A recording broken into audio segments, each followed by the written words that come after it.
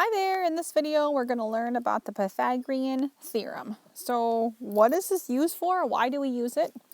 We use the Pythagorean Theorem in only right triangles, which means a triangle that has a 90-degree angle, and we use it to find the missing sides when we know two of the sides. So two of the sides have to be known, we use it to find the missing third side.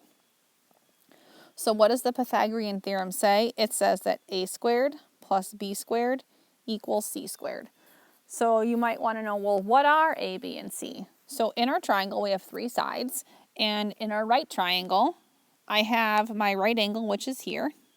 I have two sides that make up my right angle right here. These are the sides that are called the legs. So here is a leg and here is a leg.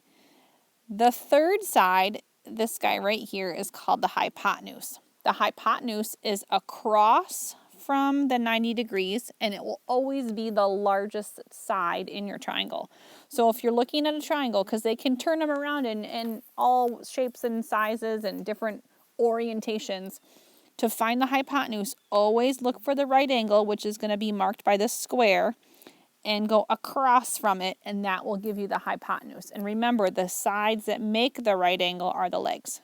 So your A and your B values are going to be your legs. These guys are your legs.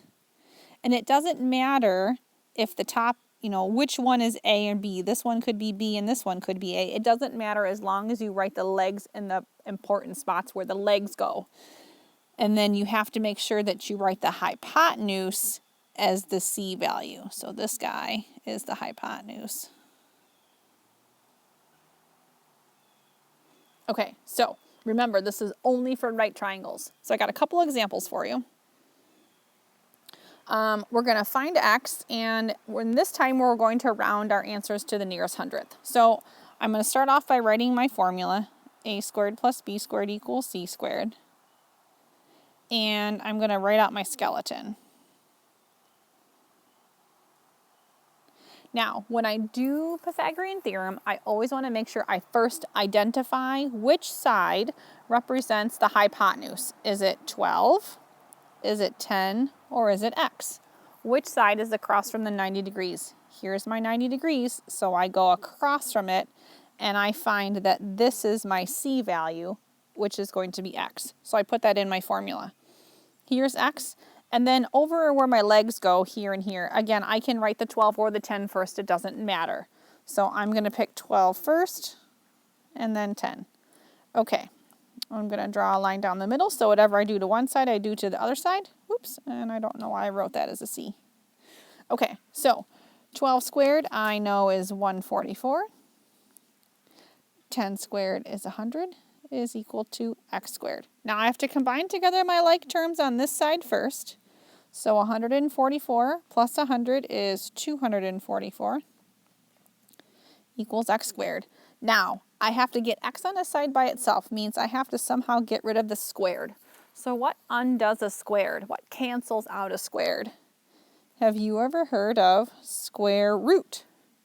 A square root cancels out a squared. So I'm going to square root this side and square root this side. But I'm going to pull it up on my calculator. I would recommend using the Desmos calculator. You can download the app. It looks just like this guy right here, this scientific one. And you can type in your equation just like the way that you write it here. So I'm going to type in the square root, not double square root, the square root of 244, and it gives me 15.620. Okay, so I got 15.620, and I wanted to round my answer to the nearest hundredth. Here, the hundredth is, remember, the second place right here, so this would actually be 15.62 is equal to your x value. Okay, let's try one more.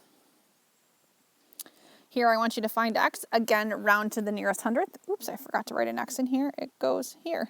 Okay, so first I'm going to write out my formula. A squared plus b squared equals c squared. And I'm going to write my skeleton. B squared equals C squared. And I need to find what is my hypotenuse? So I need to find my 90 degrees, which is here. I go across from it, so that says that my C value in this case is 9, which means my A and my B values are 7 and X. Again, it doesn't matter if you write the 7 first or the X first. I'll write the X first this time. Okay, so I'm going to draw my line down the middle and square these first. So X squared is literally X squared. 7 squared is 49, and 9 squared is 81. Now this one's a teeny bit different.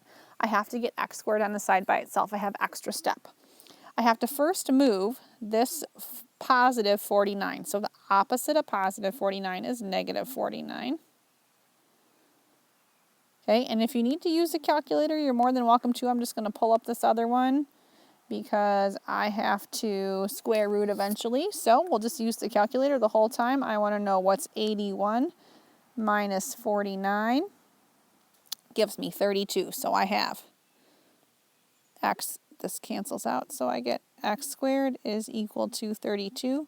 Now we have to remember, undo our squared or cancel out our squared. So in order to cancel out our squared, we're going to square root both sides.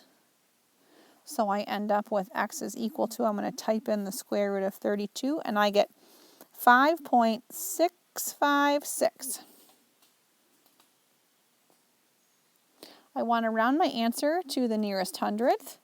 So when I round my answer to the nearest hundredth, that's this place right here. I have to look 1 over and see if it's bigger than 5, and in this case it is. So my answer is actually 5.66.